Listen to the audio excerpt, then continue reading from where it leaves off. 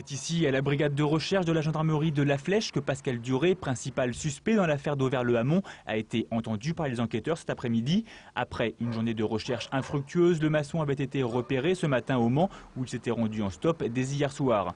L'homme a été localisé suite à des appels téléphoniques passés probablement depuis cette cabine située près de l'université du Maine.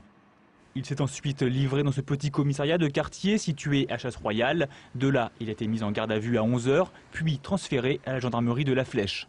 La garde à vue, ça dure 48 heures. Et là, dans une situation comme celle-là, ces 48 heures ne seront indispensables pour savoir exactement ce qui s'est passé.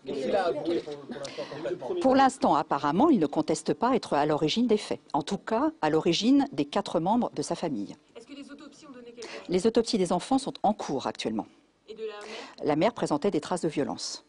À Auvers-le-Hamon, cette tragédie a créé un véritable traumatisme et malgré la rapide mise en place d'une cellule psychologique au sein de l'école, les plus touchés sont les camarades de classe des enfants décédés.